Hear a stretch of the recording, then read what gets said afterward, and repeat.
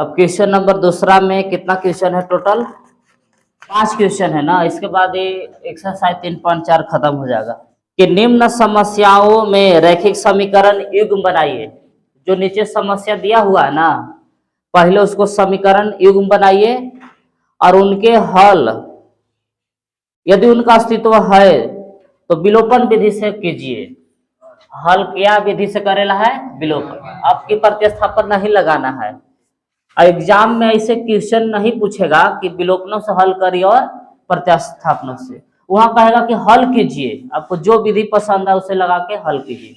ऐसे रहता है, खाली अभी समझने के लिए है यहाँ। लेकिन यहाँ आप दूसरा क्वेश्चन में कौन विधि लगाना है? सिर्फ विलोपन। तो विलोपन लगाना है तो टेंशन है ये नहीं है। तो देखिए दूसरा के पहला क्वेश्चन पढ़ रहे हैं, समझिए क्वेश्चन क्या बोल रहा है। क्वेश्चन ऐसे है कि यदि हम अंश में 1 जोड़ दे और हर में 1 घटा दे तो भिन्न 1 में बदल जाती है। यदि हर में 1 जोड़ दे तो वह भिन्न 1/2 में बदल जाती है। तो वह भिन्न क्या है? आपसे भिन्न पूछ रहा है। तो भिन्न बराबर कुछ सूत्र है जी, ऊपर अंश होता है और नीचे हर। तो क्वेश्चन पहला कंडीशन में क्या कह रहा है कि यदि अंश में 1 जोड़ दे, माने ऊपर 1 जोड़ दे और हर में 1 घटा दे। अंश में 1 जोड़ दे और हर में 1 घटा दे तो वह भिन्न 1 में बदल जाती है। माने ओकर आंसर कौन सी आता है? 1। तो पहले मानेंगे कि माना कि अंश x और हर y है। तो इसे पहले मान लेते हैं कि हल। माना अंश बराबर x और हर बराबर y है, यही ना। इसलिए भिन्न बराबर कुछ होगा x/y। इसको अंतिम में हम प्रयोग करेंगे तो ऊपर x का मान रखेंगे और नीचे y का। तो जैसे प्रश्न कह रहा है वैसे चलेंगे कि प्रश्न से क्या कह रहा है? अंश में 1 जोड़ दें तो भिन्न तो यही ना है कि x/y। अंश में 1 जोड़ दे माने ऊपर 1 जोड़ देंगे, हर में 1 घटा दे तो y में से कितना घटा दे? 1। तो वह भिन्न क्या में बदल जाती है? 1 में, माने कि 1 के बराबर हो जाता है 1। अब इसको तिरछा तिरछी गुना करिए कि x + 1 जैसे था वैसे इसको तिरछा तिरछी गुना करके इधर लाए कि 1 गुने y - 1। तो x + 1 जैसे था वैसे 1 से गुना करेगा तो यही रह जाएगा y - 1। अब 1 को उधर ले चलते हैं, y को इधर लाते हैं तो x - y हो जाएगा -1। 1 प्लस में है इधर आके माइनस में, तो x - y बराबर आ गया -2। इसको मान लिया समीकरण 1।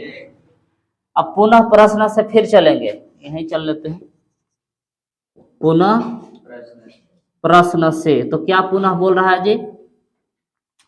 अब की देखिए ध्यान से, फिर प्रश्न में कह रहा है, क्या कह रहा है कि यदि हर में 1 जोड़ दे। अब की अंश में कुछ नहीं बोलल है, क्या बोलल है आपकी? यदि हम हर में 1 जोड़ दे, माने हम नीचे 1 जोड़ेंगे तो वह भिन्न 1/2 में बदल जाती है। यदि हम हर में 1 जोड़ दे तो वह भिन्न 1/2 में बदल जाती है। करो आंसर माने 1/2 आता है। अब की हर में खाली जोड़ेला, अंश छोड़ देंगे। तो पुनः प्रश्न से हम क्या करने वाले हैं कि x/y। तो अंश में कुछ करना नहीं है, हर में कितना जोड़ दे? 1। तो 1 हर में हम जोड़ दिए तो वह आंसर कितना देगा? 1/2। तिरछा तिरछी गुना करिए, 2 गुने x तो 2x, y + 1 गुने 1 करिएगा तो ही ना रहेगा y + 1। y को इन्हें ले आइए कि 2x - y बराबर 1। इसको मान लीजिए समीकरण 2। अब विलोपन विधि लगाना है तो विलोपन विधि में क्या नियम है? या तो जोड़ सकते हैं या तो दोनों समीकरण को घटा सकते हैं। तो देखिए तो घटाएंगे तो y वाला तो बराबर ही है, नहीं है तो मान तो x वाला बराबर कर सकते हैं। लेकिन देखिए y पहले ही से बराबर है तो घटा देंगे, डायरेक्ट घटाएंगे ना। तो ऐसे लिखेंगे कि समीकरण 1 माइनस समीकरण 2 करने पर, एक मतलब हुआ कि समीकरण 1 में से समीकरण 2 को घटा रहे हैं। तो समीकरण 1 कैसे है कि x - y बराबर -2। और 2 कौची है तो 2x माइनस वाई बराबर 1, ये रहा है, घटा रहे हैं तो प्लस के नीचे माइनस, माइनस के नीचे प्लस, प्लस के नीचे माइनस, तो y देखिए अब इन ऊपरे वाला चिन्ह नहीं रहा, नीचे वाला रहा, तो y प्लस में ऊपरे माइनस में, तो घट के y वाला क्या हो जाएगा 0। एगो x में से 2 x घटाइएगा तो कितना बचेगा माइनस x। अब यहाँ ये -2 और -1, -2 और -1 तो माइनस है ना 3, तो हो जाएगा -3, तो माइनस से माइनस काटिए तो x बराबर कितना निकल गया 3। जब x का मान आ गया तो y का मान आने में अब देरी है, जरा सा भी नहीं। कहाँ बैठाएंगे 1 या 2 में, 1 में रखिए। x का मान समीकरण 1 में रखने पर, तो समीकरण 1 देखिए किधर है जी, तो समीकरण 1 कैसे है x माइनस वाई बराबर -2, तो जहाँ x है वहां बैठाएंगे 3 और माइनस वाई पहले से है, ये है -2, तो माइनस वाई बराबर -2, ये 3 प्लस में है, इधर आके माइनस में, तो माइनस वाई बराबर कितना -5, तो y बराबर कितना आ गया 5। तो हम लोग से पूछ रहा था कि वह भिन्न ज्ञात कीजिए, तो भिन्न बराबर हम लोग क्या लिखेंगे कि भिन्न बराबर माने थे x बटा वाई, तो x का मान आयल है 3 और y के मान आयल है 5, तो ये वही भिन्न है जी। देखिए यदि हम दोनों में क्या जोड़ेंगे, एगो में 1 जोड़ेंगे, एगो में 1 घटाएंगे, तो 1 आना चाहिए आंसर ना। देख लीजिए कि 3/5 है ना, ऊपर 1 जोड़ेंगे और नीचे 1 घटाएंगे, तो 3 1 4, 5 में से घटाएगा तो 4, तो 1 में बदल जाते हैं कि नहीं।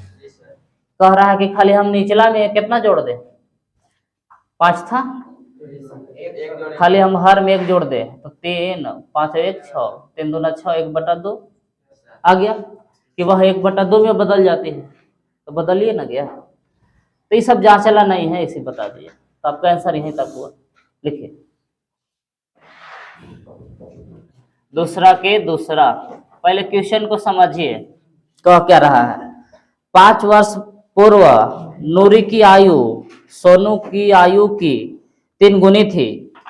10 वर्ष पश्चात नूरी की आयु सोनू की आयु की 2 गुनी हो जाएगी, तो नूरी और सोनू की आयु कितनी है।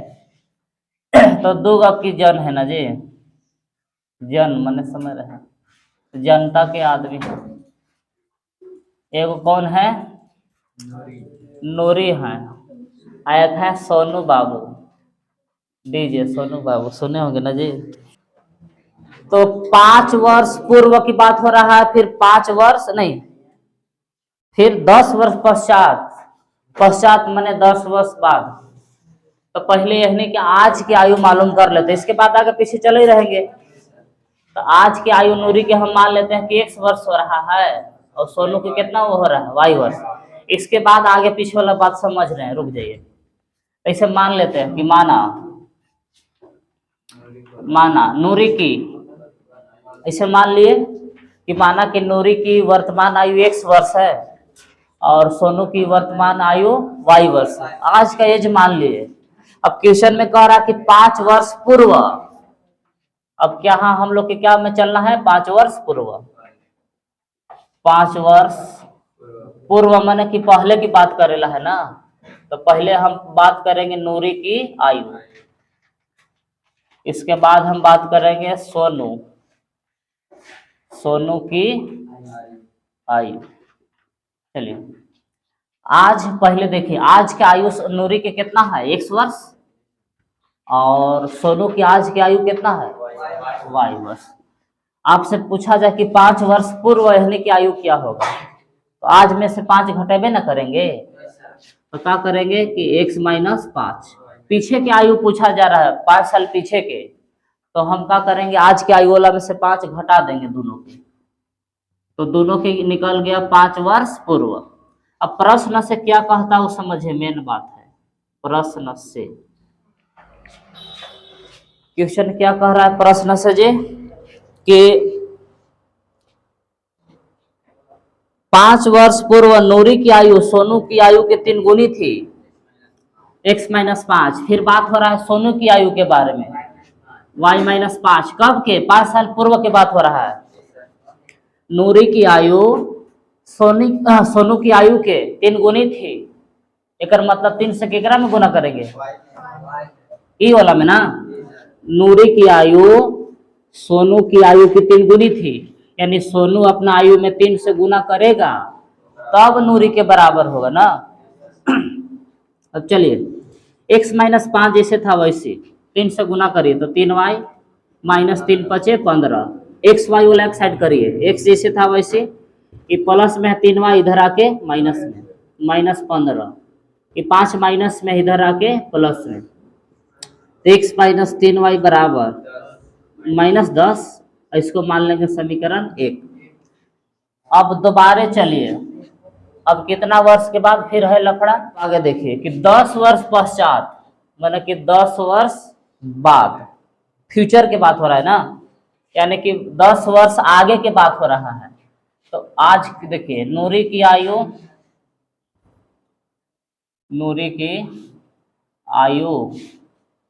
और फिर सोनू की आयु, बात को समझिए। यहाँ आयु में ऐसे ना होता है, तो ऐसे लिख रहे हैं, गौड़ा नहीं ना। आगे देखिए नूरी की आज की आयु कितना हो रहा है? x, और सोनू की आज के आयु y। माने कि आपकी आज का आयु आपका 17 वर्ष है ना जी। अब कोई कहेगा कि 10 वर्ष बाद आपका आयु कोची होगा, तो क्या करेगा? अपना आयु में 10 जोड़ेंगे ना। तो उसी प्रकार से आज नूरी की आज की आयु हो रहा है 1 वर्ष, 10 साल आगे की या 10 वर्ष आगे की बात हो रहा है, तो अपना एज में क्या करेगा? 10 जोड़ेगा, फिर 10 साल आगे का आयु निकल गया नूरी के, और ये निकल गया सोनू के। दोनों में हम 10 जोड़ दिए तो 10 वर्ष बाद ये लोग का आयु निकल गया। तो फिर प्रश्न से चलिए, जिसे अभी कह रहा था प्रश्न से, तो पहले नूरी की आयु लिख लेते हैं 10 वर्ष बाद। तो x प्लस 10 है और सोनू की आयु क्या है? y plus 10। अब समझिए क्वेश्चन क्या कर रहा है, क्या कर रहा है जी? तो ऐसे कह रहा है 10 वर्ष पश्चात नूरी की आयु सोनू की आयु की दोगुनी हो जाएगी। जो नूरी की आयु है ना, सोनू की आयु की कितना हो जाएगी? दोगुनी। माने कौन में 2 से गुना करेंगे? y वाला में ना, 2 से गुना कर दिए। तो x प्लस 10 जैसे था वैसे 2 से गुना करिए, 2y 10 दूना 20। तब x y वाला एक साइड करिए, x देखिए 2y प्लस में इधर आके माइनस में, 20 में से आके कौन घटेगा? 10। तो x माइनस 2y बराबर 20 में से 10 घटेगा तो 10 है ना। इसको मान लेंगे समीकरण 2। अब देखिए तो विलोपन विधि से हल कर ही रहा है, x वाला पहले ही से बराबर है तो दिक्कत थोड़ी है, घटा देंगे डायरेक्ट। देख रहे हैं कि नहीं? x पद बराबर है तो घटा दीजिए डायरेक्ट, आंसर आएगा। तो लिखेंगे इसे कि समीकरण 1 माइनस 2 करने पर, मतलब ये हुआ कि समीकरण 1 में से 2 को घटाने पर। तो समीकरण 1 लिखिए, x माइनस 3y बराबर माइनस 10, ये समीकरण 1 है। और फिर समीकरण 2 होकर नीचे लिखेंगे, तो x माइनस 2y बराबर 10, ये समीकरण 2 है। घटाइए, प्लस के नीचे माइनस, माइनस के नीचे प्लस, प्लस के नीचे माइनस, ऐसे चिन्ह लगा देते हैं उल्टा। तो x से x घट के हो गया 0। अब देखिए यहाँ माइनस 3y और प्लस 2y, तो माइनस y, माइनस से y ना, और माइनस 10 और माइनस 10 माइनस 20, तो माइनस से माइनस काट दीजिए। तो y बराबर हम लोग के कितना आ गया? 20। जब y के मान आ गया तो x का मान निकले में देरी है, आराम से निकल जाएगा। कहाँ रखेंगे? 1 में रख दीजिए चाहे तो में। ऐसे लिखेंगे कि y का मान समीकरण 1 में रखने पर, तो समीकरण 1 देखिए, x माइनस 3y माइनस 10 है, तो x माइनस 3 y की जगह पर 20, और बराबर -10 जैसे था वैसे x माइनस 60 हो जाएगा ये -10, तो x बराबर -10, ये 60 माइनस में इधर आके प्लस में, तो x बराबर कुछ आ गया 50। तो x का मान जो 50 आयल है केकर आयु निकलल है, नूरी के, और सोनू की आयु y वाला निकलल है 20। तो अतः करके लिख सकते हैं कि अतः नूरी की आयु कितना हो रहा है, नूरी की आयु 50 वर्ष तथा सोनू की आयु कै वर्ष, 20 वर्ष ना, 20 वर्ष है। तो अतः हम ऐसे लिख सकते हैं कि अतः नूरी की आयु 50 वर्ष तथा सोनू की आयु 20 वर्ष है। यही हो गया फाइनल आंसर। लिखिए